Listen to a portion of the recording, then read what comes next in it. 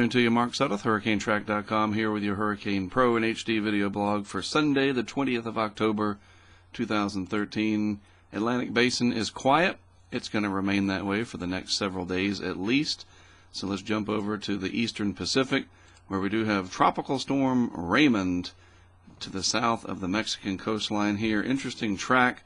It comes up approaching the Mexican coast and then makes a hard turn off to the west-southwest, as apparently some ridging is going to build to its north area of high pressure and block it from coming into Mexico. So while there are tropical storm watches up for the region, it looks like the impact will be rather minimal overall. Let's take a look at a satellite shot of Raymond. Where's the floater? There we go. Let's take a look at the floater imagery for that area. In the Eastern Pacific, here's Raymond off the coast of Mexico. Let's take a look at the... Let's see, how about the infrared? It's hard to find these sometimes. They're not the best organized menus in the world. So here we go, an infrared satellite loop of Raymond, getting better organized. The good news is, as you can see, very limited convection over Mexico. Yes, there is some heavy rain falling in some of those, under some of those clouds, but for the most part, even though it is starting to get better defined, it'll move up to the north and then make that hard left. So you folks along the Mexican coastline, a couple of days of some squally weather from time to time, and that will put down some heavy rain, not to be underestimated as to what potential that has for disruption, but that certainly is better than having to deal with a potential hurricane landfall. And this is forecast to become a hurricane. It looks to me like there might be an eye developing right in there. See that? Look right in there. My red is the same red as the colors of the cloud tops there, but maybe an eye trying to develop. Otherwise, the Atlantic and Eastern Pacific, nothing else to worry about. In the Western Pacific, check all this out.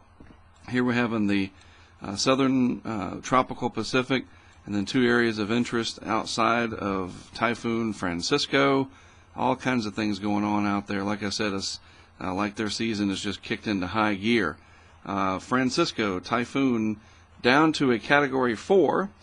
Still a very strong typhoon, expected to make a pretty sharp turn to the north and east, and it could come pretty close to Japan. Let's take a look at the satellite picture, and you can see still pretty well defined, though not quite as well defined as it was yesterday. That's a very well defined central dense overcast, though, let me tell you.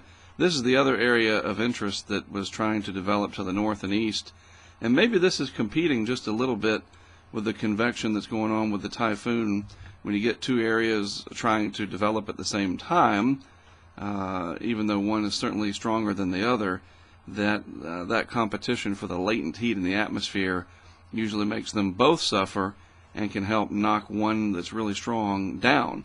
Nonetheless, the eye, pretty visible right in there in the middle, and this will track on off to the northwest and then eventually hook off to the north and east with time. In fact, it just might be able to barely scrape by Japan. We'll have to see in the coming days. This will be an interesting topic to follow, especially tomorrow and Tuesday as this approaches Japan. We'll have to see what happens with that. They could be in for a lot of flooding rain and possible typhoon conditions, which are the same as hurricane conditions in the Atlantic Basin. Typhoons and hurricanes, the same exact weather phenomenon, just different names depending on what part of the world they're located in. All right, well, that is a look at the tropics for today. The Atlantic closed for business for the foreseeable future.